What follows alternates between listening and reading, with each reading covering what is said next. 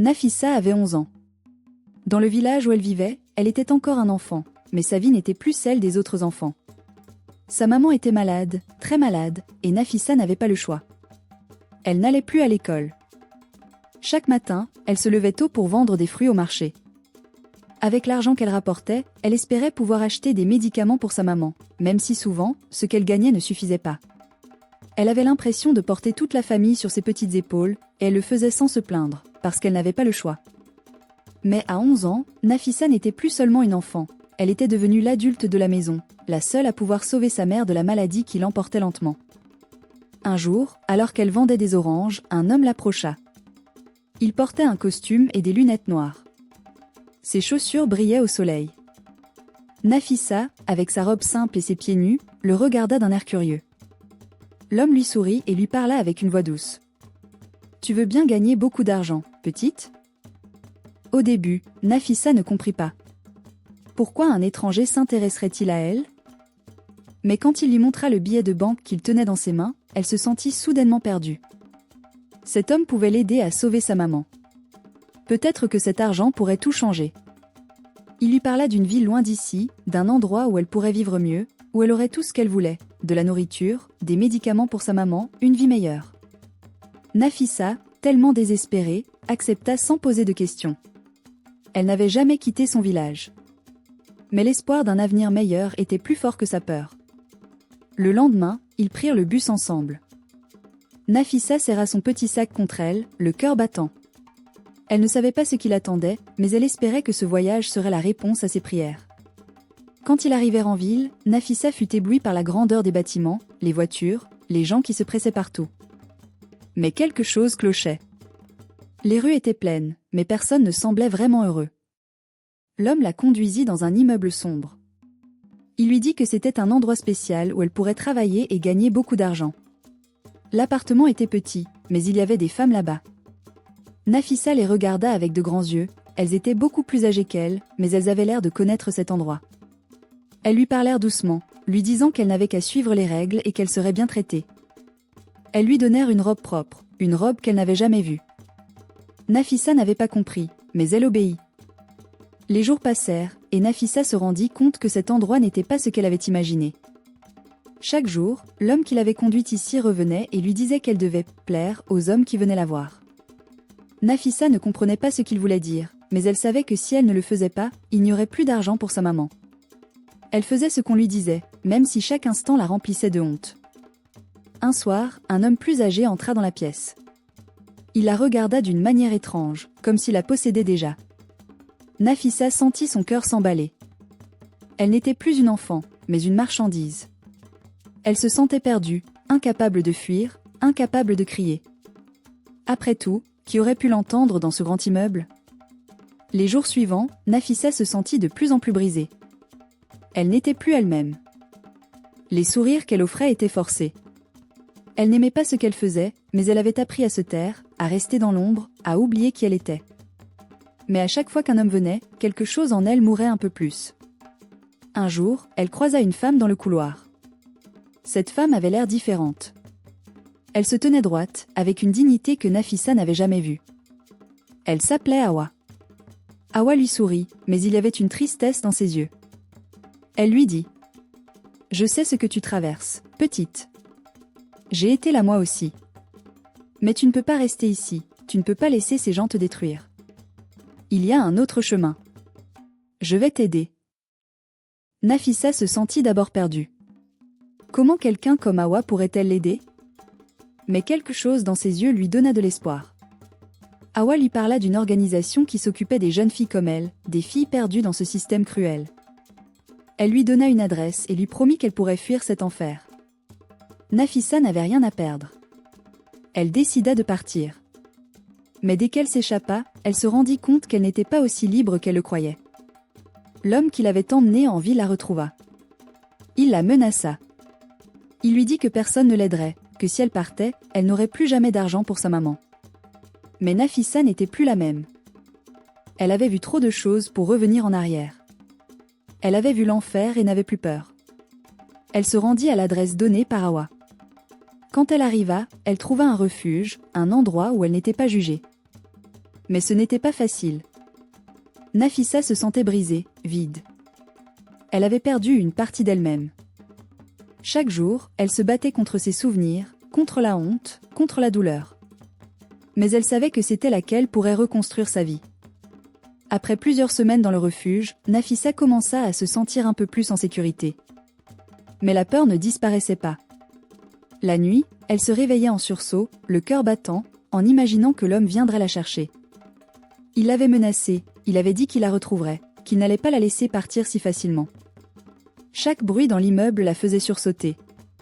Elle ne pouvait pas oublier ce qu'elle avait vécu, ce qu'on lui avait forcé à faire. Hawa était là pour elle. Elle venait tous les jours lui parler, lui expliquer que les cicatrices ne disparaîtraient pas du jour au lendemain, mais qu'elle pourrait un jour les guérir. Hawa avait vécu ce qu'elle vivait, et c'était grâce à son courage qu'elle avait trouvé la force de fuir. Nafissa l'admirait profondément, mais elle se sentait toujours perdue. Comment retrouver une vie normale après tout ça? Comment réparer ce qui avait été brisé à l'intérieur d'elle? Un jour, Hawa lui proposa de commencer à parler. De tout dire, de tout raconter, pour évacuer cette douleur qui la consumait de l'intérieur. Nafissa hésita. Elle avait peur que, même dans ce refuge, les autres la jugent. Mais Hawa insista.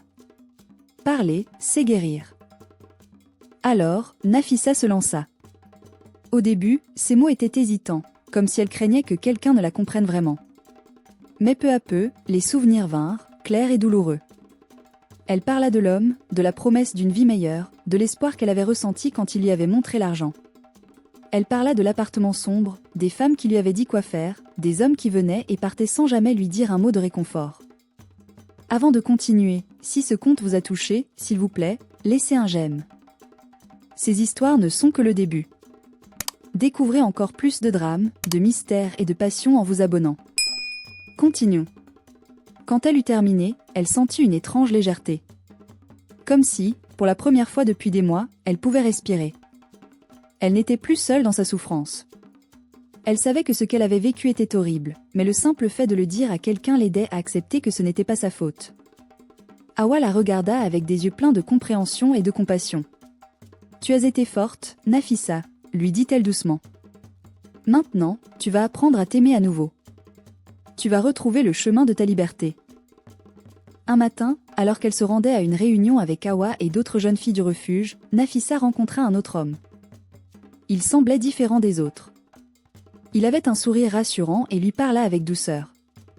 Il se présenta comme un travailleur social et lui dit qu'il connaissait des gens prêts à l'aider à reprendre une vie normale, loin de tout ça. Au début, Nafissa hésita. Elle avait peur de se laisser encore une fois manipuler. Mais il lui montra des papiers, des certificats de bonnes intentions, comme il disait. Et il insista sur le fait que tout ce qu'elle avait à faire était d'aller rencontrer un avocat pour régler ses papiers et obtenir une aide financière. Il lui expliqua que, pour elle, il n'y avait pas de retour en arrière, qu'elle méritait une vie meilleure. Il lui offrit des promesses de liberté. Mais quelque chose dans ses yeux ne lui plaisait pas. Nafissa ressentait à nouveau cette même sensation étrange qu'elle avait eue en rencontrant l'homme qui l'avait emmenée en ville. Cette sensation de ne pas être une personne réelle pour lui, mais simplement un moyen d'obtenir ce qu'il voulait. Elle refusa de le suivre, même s'il lui donna des numéros de téléphone, des contacts. Nafissa se souvint des mots d'Hawa, « Fais attention à qui tu crois. Tout ce qui brille n'est pas de l'or. » Elle se confia à Hawa et, ensemble, elles découvrirent que cet homme n'était pas un travailleur social. C'était un autre de ceux qui profitaient de la vulnérabilité des jeunes filles.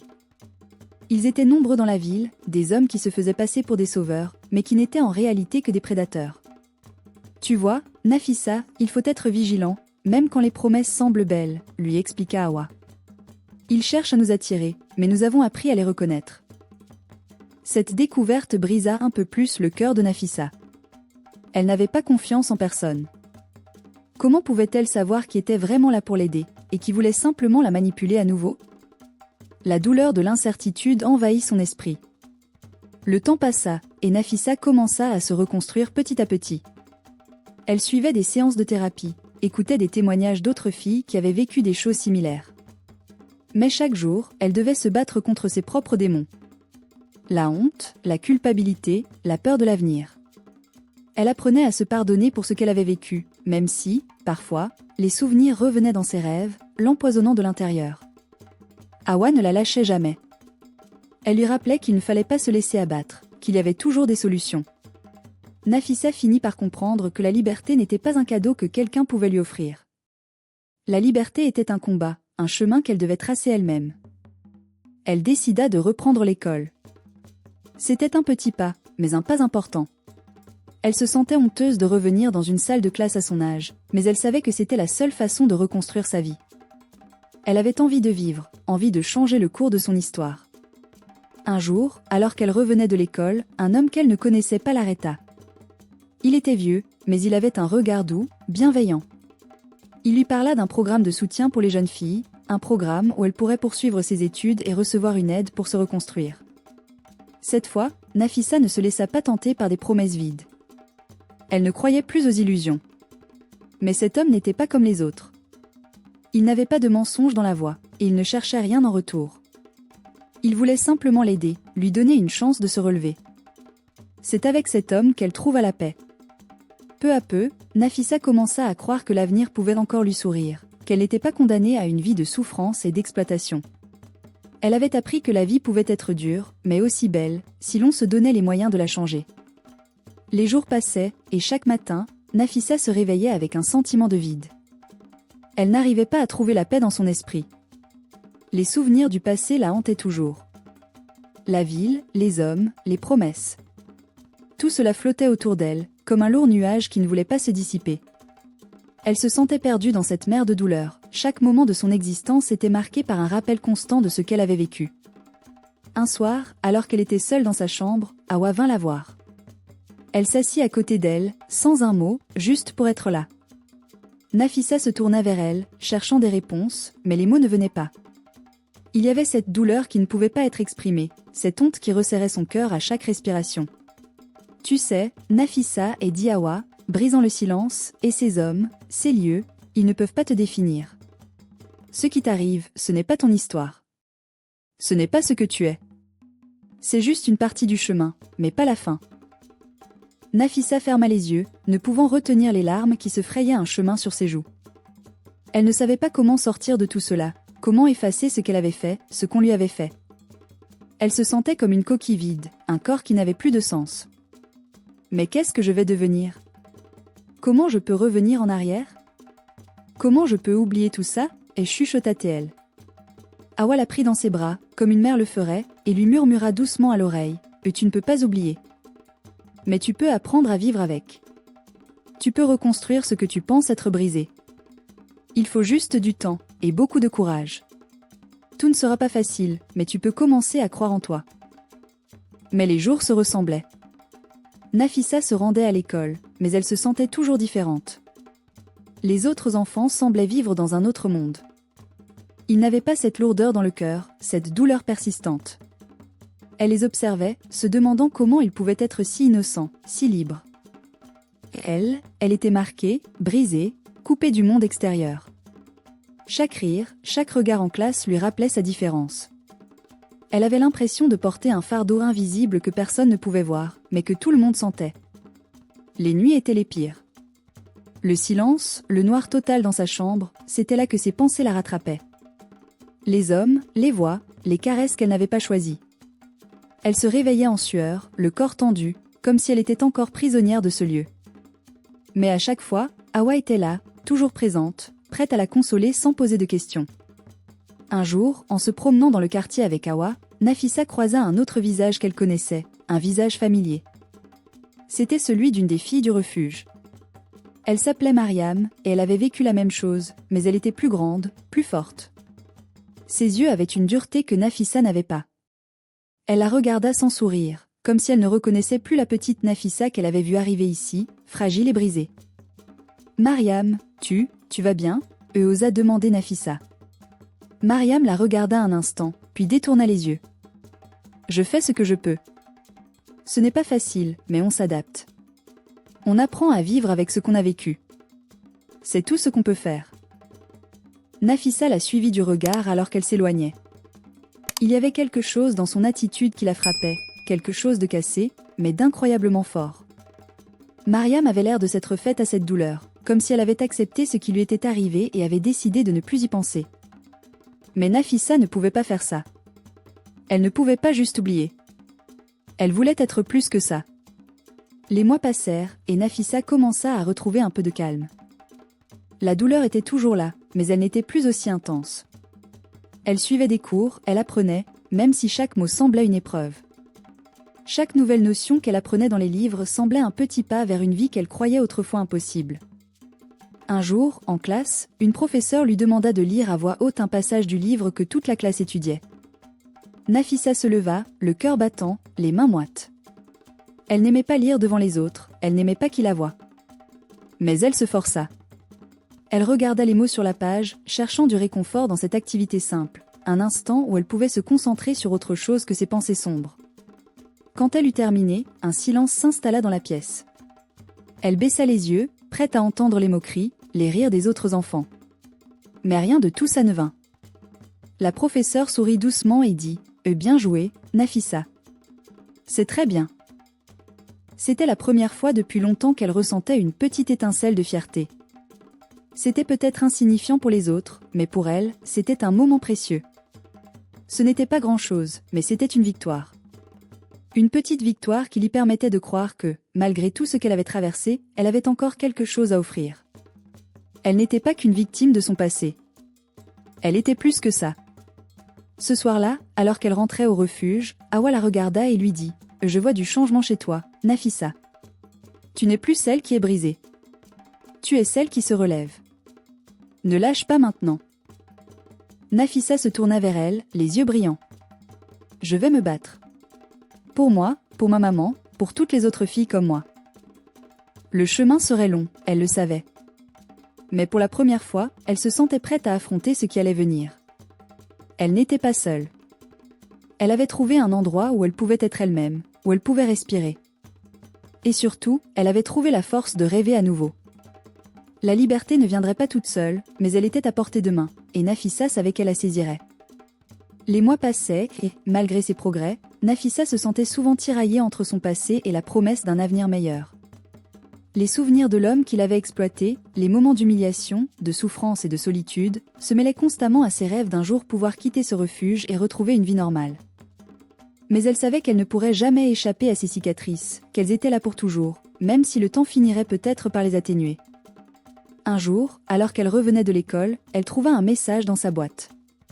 C'était de sa mère. « Nafissa, je t'aime. Je n'ai pas pu te protéger, mais je ne t'ai jamais oublié. Je pense à toi chaque jour. J'ai fait des erreurs, je sais, mais je veux te retrouver, te parler. Si tu veux, je suis prête à tout pour te revoir. » Le cœur de Nafissa s'arrêta un instant. Sa mère. Elle n'avait pas eu de nouvelles depuis qu'elle avait été envoyée au refuge. L'angoisse se mêlait à l'espoir. Que voulait-elle dire par « et je veux te retrouver » ? Pourquoi maintenant, après tout ce temps ? Nafissa avait tant de questions, mais aussi une peur immense de ce qu'elle pourrait entendre. Elle avait l'impression que sa mère l'avait abandonnée, qu'elle n'avait pas été là quand elle en avait le plus besoin. Elle se souvenait de sa voix, de son rire, des moments passés ensemble avant que tout ne bascule. Mais les souvenirs de sa mère s'étaient estompés, comme une photo qui s'efface avec le temps. Elle hésita longtemps avant de répondre. Devait-elle lui faire confiance ? Elle avait besoin de réponses. Mais était-elle prête à entendre la vérité, à comprendre pourquoi sa mère l'avait laissée dans cette situation ? Après tout ce qu'elle avait vécu, comment pourrait-elle encore la regarder sans ressentir cette douleur, cette colère qui bouillonnait en elle ? Finalement, elle prit son courage à deux mains et répondit « Maman, je suis là. Je veux te parler. Mais je ne sais pas comment te regarder en face après tout ce qui s'est passé. Tu m'as laissée dans un endroit terrible, et je t'en veux. Mais j'ai besoin de savoir pourquoi. » Elle envoya le message et attendit. Le silence était lourd. Un silence insupportable, qui semblait durer des heures. Puis, enfin, un autre message arriva, cette fois de sa mère. Le message était long, mais simple. « Nafissa, je sais que tu as souffert. J'ai fait des choix que je regrette aujourd'hui. Je me suis laissée entraîner dans des choses que je n'aurais jamais dû. J'étais faible, et j'ai cru que je pouvais te protéger tout en te laissant partir. Je pensais que c'était la seule option. Je suis désolée, ma fille, tellement désolée. Je t'ai laissée, mais je n'ai jamais cessé de t'aimer. » Les mots se bousculaient dans la tête de Nafissa. Elle avait toujours voulu entendre des excuses, mais celle-ci venait-elle trop tard? Elle avait passé tellement de nuits à pleurer, à se demander pourquoi sa mère l'avait laissée partir dans un monde de douleur. Et maintenant, elle entendait des excuses, des regrets. C'était presque trop difficile à accepter. Trop tard. Elle avait appris à vivre sans elle. Elle avait appris à se battre seule. Mais, en même temps, une partie d'elle désirait désespérément retrouver cette mère, la retrouver comme elle l'avait connue, avant que la vie ne les sépare. Elle avait été sa source d'amour et de réconfort, avant que tout ne s'effondre. Elle se souvint alors de ce qu'Awa lui avait dit, quelques mois plus tôt, le pardon ne change pas ce que l'on a vécu, mais il libère l'âme. Pour toi, Nafissa, il ne s'agit pas d'effacer les blessures, mais de décider de les porter avec une nouvelle force. C'était difficile, mais elle décida de répondre.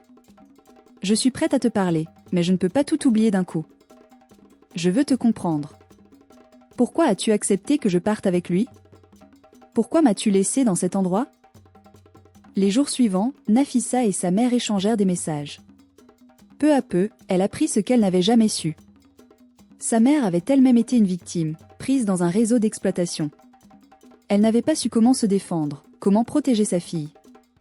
Elle s'était sentie impuissante et pensait qu'en l'envoyant ailleurs, elle la protégerait des violences de la rue et de l'abus dont elle-même avait été victime. Mais sa mère lui avoua aussi qu'au fond d'elle, elle savait que ce n'était pas la bonne solution. Elle se sentait coupable de l'avoir mise dans cette situation, mais elle était trop faible à l'époque pour s'opposer à ce qui se passait autour d'elle. Je me suis laissée aveugler par des promesses de sécurité, Nafissa. J'ai cru qu'en te donnant une meilleure vie, je te protégeais. Mais j'ai eu tort. Je suis désolée, tellement désolée. Les larmes coulèrent sur le visage de Nafissa en lisant ces mots. Elle n'arrivait pas à croire que sa mère, cette femme qu'elle avait tant aimée, était tombée dans le même piège qu'elle. Elle avait cru qu'elle était la seule à avoir souffert, à avoir été manipulée. Mais en apprenant la vérité, un poids étrange se leva de son cœur. Elle n'était pas seule. Elle n'avait pas été abandonnée. Sa mère avait agi par amour, bien que de manière erronée. Un week-end, elles se retrouvèrent enfin. Ce n'était pas la rencontre qu'elle avait imaginée, mais c'était un début. Sa mère l'attendait dans un café modeste, une femme plus âgée, marquée par les années et la souffrance, mais avec un regard rempli de regrets. Nafissa s'assit en face d'elle. Les premiers instants furent lourds, remplis de non-dits, de silence épais. « Je suis désolée, Nafissa » et dit sa mère, les mains tremblantes. « Je t'ai laissé partir, je n'ai pas été là pour toi. J'ai été faible. » Nafissa la regarda, et au lieu de l'accuser, elle se sentit envahie par une vague de compréhension. Elle savait que sa mère n'avait pas voulu lui faire du mal. Elle avait agi de manière maladroite, désespérée, mais c'était de l'amour. Nafissa, malgré tout, lui sourit doucement, une larme perlant sur sa joue. « Je sais, maman. Mais maintenant, j'ai besoin de me reconstruire. J'ai besoin de me trouver. Pas pour te faire plaisir, mais pour moi. » Sa mère hocha la tête, les yeux pleins de larmes. « Je te soutiendrai dans ce que tu veux faire. Je ne sais pas si je mérite ton pardon, mais je serai là, si tu veux. » C'était un début, un tout petit début. Nafissa n'était pas encore prête à tout oublier, mais elle savait que ce moment marquait un tournant dans sa vie. Elle n'était plus seule. Elle avait retrouvé sa mère, et bien que tout ne soit pas réparé, elle savait qu'un jour, elle pourrait reconstruire la relation qu'elle avait perdue, petit à petit. Elle prit la main de sa mère, la serrant avec douceur. « Je vais m'en sortir, maman. Je vais le faire pour nous deux. » Et ce jour-là, Nafissa se sentit un peu plus légère, un peu plus libre. La route était encore longue, mais elle avait fait un grand pas vers la guérison.